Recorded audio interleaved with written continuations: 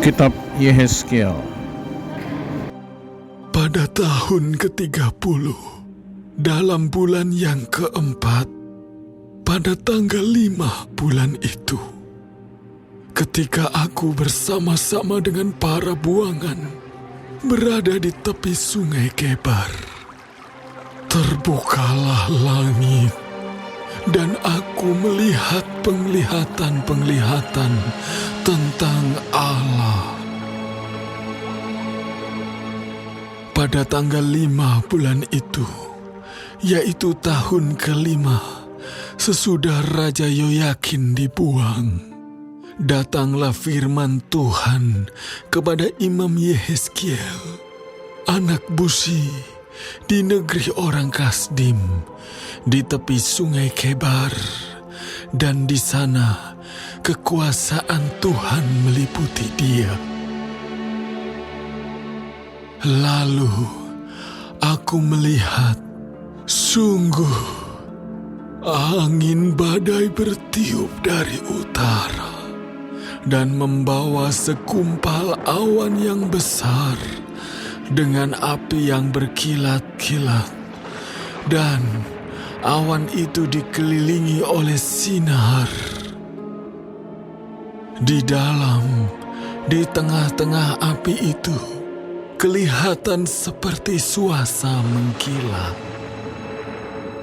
Dan di tengah-tengah itu juga ada yang menyerupai 4 makhluk hidup. Dan beginilah kelihatannya mereka.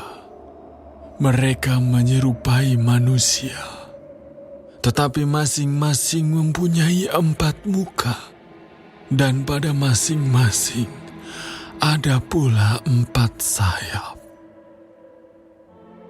Kaki mereka adalah lurus, dan telapak kaki mereka seperti kuku anak lembu. Kaki-kaki ini mengkilap, seperti tembaga yang baru digosok. Pada ke-4 sisi mereka, di bawah sayap-sayapnya, tampak tangan manusia. Mengenai muka dan sayap mereka berempat adalah begini. Mereka saling menyentuh dengan sayapnya. Mereka tidak berbalik kalau berjalan. Masing-masing berjalan lurus ke depan. Muka mereka kelihatan begini. Keempatnya mempunyai muka manusia di depan, muka singa di sebelah kanan, muka lembu di sebelah kiri, dan muka Raja Wali di sebelah belakang. Sayap-sayap mereka dikembangkan ke atas. Mereka saling menyentuh dengan sepasang sayapnya, dan sepasang sayap yang lain menutupi badan mereka. Masing-masing berjalan lurus ke depan, ke arah mana roh itu hendak pergi. Kesanalah mereka pergi. Mereka tidak berbalik kalau berjalan. Di tengah makhluk-makhluk hidup itu, kelihatan seperti bara api yang menyala, seperti suluh yang bergerak kian kemari di antara makhluk-makhluk hidup itu. Dan api itu bersinar, sedang dari api itu kilat sabung menyabung. Makhluk-makhluk hidup itu terbang ke sana kemari seperti kilat. Aku melihat, sungguh, di atas tanah di samping masing-masing dari ke-4 makhluk-makhluk hidup itu ada sebuah roda. Rupa roda-roda itu seperti kilauan permata pirus, dan keempatnya adalah serupa. Buatannya seolah-olah roda yang satu di tengah-tengah yang lain. Kalau mereka berjalan, mereka dapat menuju ke 4 jurusan. Mereka tidak berbalik kalau berjalan. Mereka mempunyai lingkar, dan aku melihat bahwa sekeliling lingkar yang 4 itu penuh dengan mata. Kalau makhluk-makhluk hidup itu berjalan, roda-roda itu juga berjalan di samping mereka. Dan kalau makhluk-makhluk hidup itu terangkat dari atas tanah, roda-roda itu turut terangkat. Ke arah mana roh itu hendak pergi, kesanalah mereka pergi. Dan roda-rodanya sama-sama terangkat dengan mereka. Sebab roh makhluk-makhluk hidup itu berada di dalam roda-rodanya. Kalau makhluk-makhluk hidup itu berjalan, roda-roda itu berjalan. Kalau mereka berhenti, roda-roda itu berhenti. Dan kalau mereka terangkat dari tanah, roda-roda itu sama-sama terangkat dengan mereka. Sebab roh makhluk-makhluk hidup itu berada di dalam roda-rodanya. Di atas kepala makhluk-makhluk hidup itu ada yang menyerupai cakrawala, yang kelihatan seperti hablur es yang mendahsyatkan, terbentang di atas kepala mereka. Dan di bawah cakrawala itu, sayap mereka dikembangkan lurus, yang satu menyinggung yang lain, dan masing-masing mempunyai sepasang sayap yang menutupi badan mereka. Kalau mereka berjalan, aku mendengar suara sayapnya seperti suara air terjun yang menderu, seperti suara yang maha kuasa, seperti keributan laskar yang besar. Kalau mereka berhenti, sayapnya dibiarkan terkulai. Maka kedengaranlah suara dari atas cakrawala yang ada di atas kepala mereka. Kalau mereka berhenti, sayapnya dibiarkan terkulai. Di atas cakrawala yang ada di atas kepala mereka, ada menyerupai tahta yang kelihatannya seperti permata lasuri. Dan di atas yang menyerupai tahta itu, ada yang kelihatan seperti rupa manusia.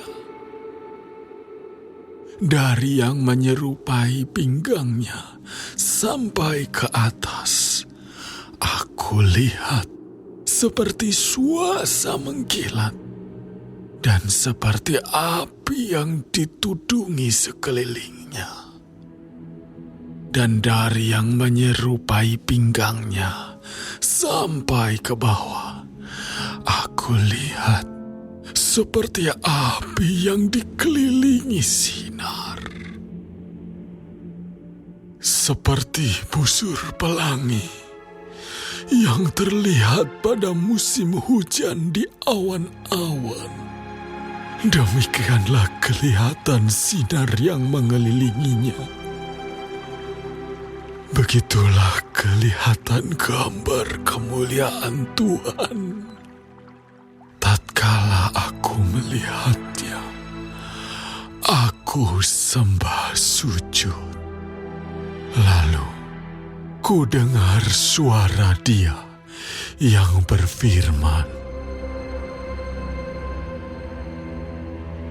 Firman-Nya kepadaku, Hai anak manusia, bangunlah dan berdiri, karena aku hendak berbicara dengan engkau." Sementara ia berbicara dengan aku, kembalilah rohku ke dalam aku, dan ditegakkannya aku. Kemudian, aku mendengar Dia yang berbicara dengan aku. Firman-Nya kepadaku, "Hai anak manusia, aku mengutus engkau kepada orang Israel, kepada bangsa pemberontak yang telah memberontak melawan aku. Mereka dan nenek moyang mereka telah mendurhaka terhadap aku sampai hari ini juga.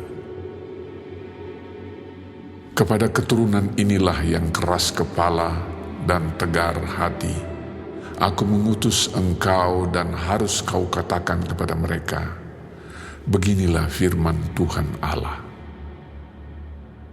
Dan baik mereka mendengarkan atau tidak, sebab mereka adalah kaum pemberontak, mereka akan mengetahui bahwa seorang nabi ada di tengah-tengah mereka.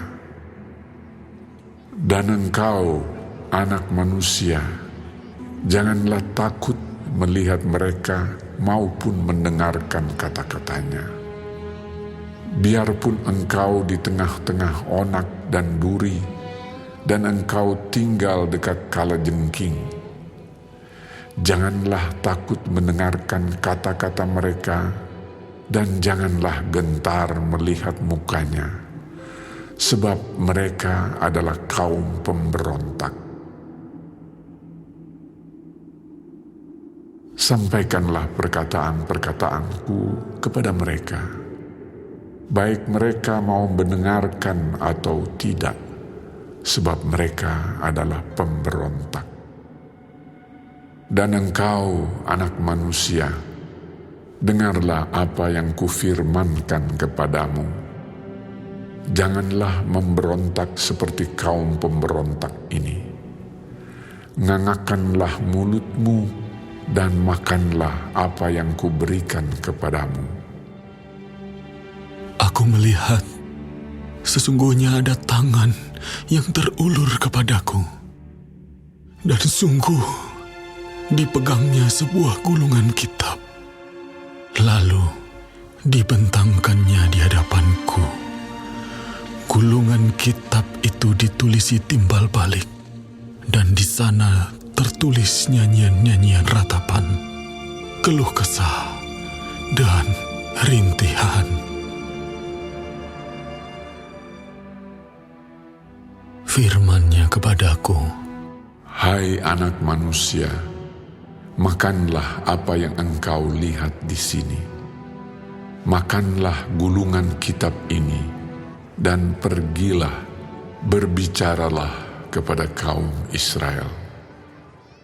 Maka kubukalah mulutku, dan diberikannya gulungan kitab itu kumakan. Lalu firman-Nya kepadaku, Hai anak manusia, makanlah gulungan kitab yang kuberikan ini kepadamu, dan isilah perutmu dengan itu. Lalu aku memakannya, dan rasanya manis, seperti madu dalam mulutku. Firman-Nya kepadaku, Hai anak manusia, mari, pergilah dan temuilah kaum Israel, dan sampaikanlah perkataan-perkataanku kepada mereka. Sebab engkau tidak diutus kepada suatu bangsa yang berbahasa asing dan yang berat lidah, tetapi kepada kaum Israel. Bukan kepada banyak bangsa-bangsa yang berbahasa asing dan yang berat lidah, yang engkau tidak mengerti bahasanya.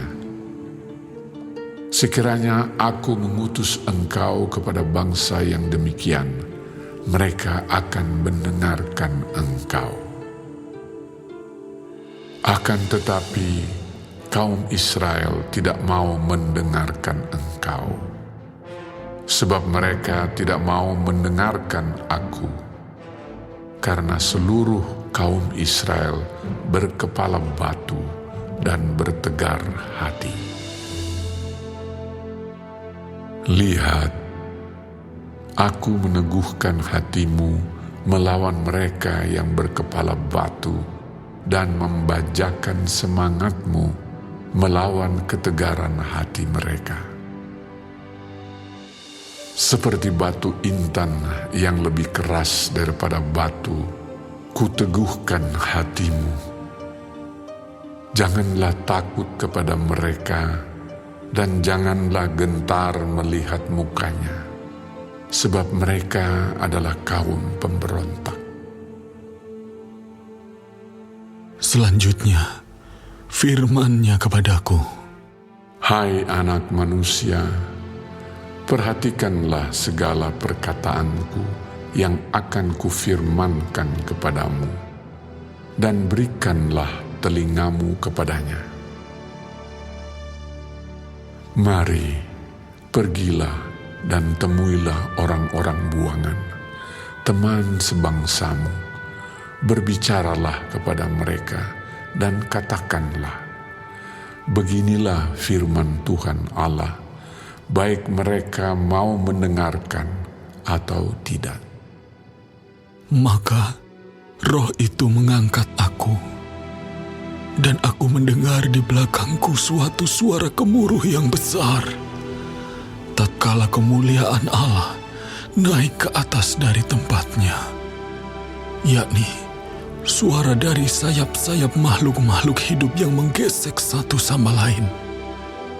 Dan di samping itu, suara gemertak dari roda-roda. Suatu suara gemuruh yang besar. Dan roh itu mengangkat dan membawa aku. Dan aku pergi dengan hati panas dan dengan perasaan pahit.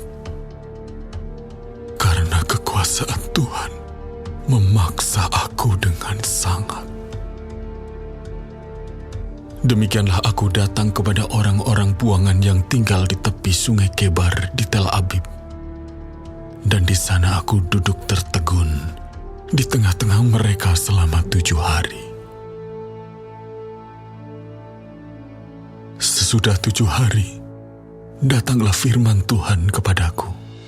Hai anak manusia, aku telah menetapkan engkau menjadi penjaga kaum Israel. Bila mana engkau mendengarkan sesuatu firman daripadaku, peringatkanlah mereka atas namaku. Kalau aku berfirman kepada orang jahat, engkau pasti dihukum mati, dan engkau tidak memperingatkan dia atau tidak berkata apa-apa untuk memperingatkan orang jahat itu dari hidupnya yang jahat, supaya ia tetap hidup. Orang jahat itu akan mati dalam kesalahannya, tetapi aku akan menuntut pertanggungan jawab atas nyawanya daripadamu. Tetapi jikalau engkau memperingatkan orang jahat itu, dan ia tidak berbalik dari kejahatannya dan dari hidupnya yang jahat, ia akan mati dalam kesalahannya, tetapi engkau telah menyelamatkan nyawamu. Jikalau seorang yang benar berbalik dari kebenarannya dan ia berbuat curang, dan aku meletakkan batu sandungan di hadapannya, ia akan mati. Oleh karena engkau tidak memperingatkan dia, ia akan mati dalam dosanya, dan perbuatan-perbuatan kebenarannya yang dikerjakannya tidak akan diingat-ingat. Tetapi aku akan menuntut pertanggungan jawab atas nyawanya daripadamu. Tetapi jikalau engkau memperingatkan orang yang benar itu supaya ia jangan berbuat dosa, dan memang tidak berbuat dosa, ia akan tetap hidup, sebab ia mau menerima peringatan, dan engkau telah menyelamatkan nyawamu.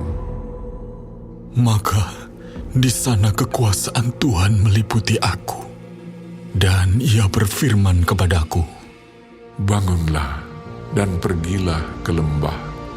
Di sana aku akan berbicara dengan engkau. Aku bangun dan pergi ke lembah.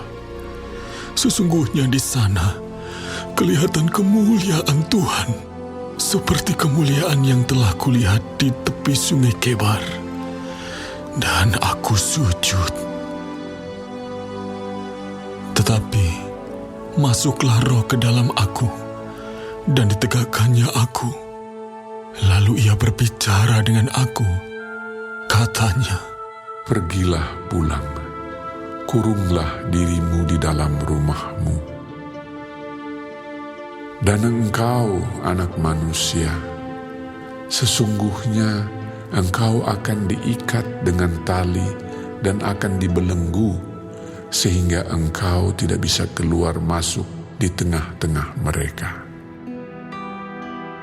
Dan aku akan membuat lidahmu melekat pada langit-langitmu, sehingga engkau menjadi bisu dan tidak akan menemplak mereka, sebab mereka adalah kaum pemberontak.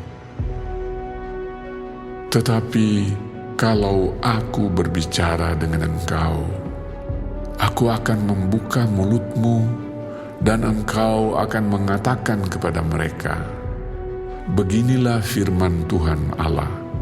Orang yang mau mendengar, biarlah ia mendengar. Dan orang yang mau membiarkan, baiklah membiarkan. Sebab mereka adalah kaum pemberontak.